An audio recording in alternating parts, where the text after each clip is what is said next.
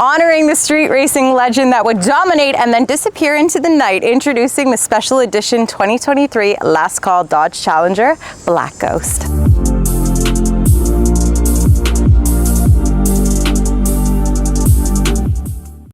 We started off with the King and we're moving on to the Ghost, but we have a lot of vehicles to cover for our Summer of Dodge series. So make sure you subscribe so you don't miss out. We got a Hellcat to cover for our Durango. We have our Super Bee, and of course, we're going to be doing a new fresh review on the 2018 Dodge Demon. So make sure you subscribe so you don't miss out on that. We have the King Daytona under our belts as the 5th of the 7 last call models. So we covered the history, but now we're moving on to the Black Ghost, which has a complete Batman-esque type history and a dark, menacing look to match. Today I'm going to dive into the legend's roots before touching on the 27Q package items and getting into the Black Ghost Special Edition features that are included, which pay homage to the 1970 OG. Now, you don't get a moniker like the Black Ghost without having a killer story to back it up, so we need to dive into the legend and take a trip back to Detroit, 1970. It's here in 1970 Detroit that, like a ghost, the 426 Hemi-powered Black 70 Challenger RT SE would appear and disappear into the night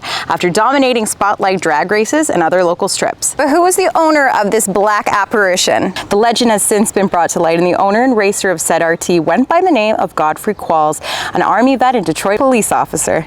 And in pure Batman-esque fashion, Qualls was a traffic enforcement officer who would moonlight as a street racer. So his time in between the races could be between weeks, could be months, when he would appear and disappear, because he had to keep the heat off of him, because that would have meant dismissal for sure. This only added to the mystique that was the legend of the Black Ghost, which it was dubbed, because you never knew when it was going to appear and disappear again, because Godfrey had to keep an eye on the traffic enforcements. He used to know when they would be covering these races and when they wouldn't, so that way he could appear and reappear to just massacre the competition. Godfrey had been a paratrooper in the Army's 82nd Airborne Division and was honorably released from service after a grenade injury in the 60s. And with his awarded Purple Heart, he settled back into Detroit and into his family's work involving automobiles, and from there, his instilled love of muscle cars bloomed. He placed an order for a Dodge Challenger RT with an SE package, which meant a 7-liter Hemi officially rated at 425 horsepower, but really close to 470 in true action. Qualls added some upgrades as well, including the Super Track Pack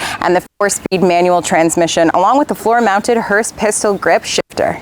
And in 1970, there were only 23 Hemi 4-speeds produced, so the rarity increased with his upgrades, including some aesthetic changes like a bumblebee white stripe on the back, black houndstooth interior, and to seal up the ultra-rare spec, gator grain vinyl on the roof. But one day the Black Ghost disappeared and never made an appearance again, and many wondered if the black apparition had been impounded or had been in an accident. But in the words of Babe Ruth, heroes are remembered but legends never die. After Qualls rejoined the Army as a Green Beret in 1977, he invited Mopar mechanic and collector Dean Herron to help him restart the car. And in 2014, after his final battle with cancer, on his deathbed, Godfrey invited his son Gregory to his side and signed over the papers for the Black Ghost, saying, "Don't give my car away." The Black Ghost has since been added to the National Register of Historic Vehicles, and now it joins the Last Call lineup as the 6th iteration, with only 300 produced to pay tribute to its owner and his iconic muscle.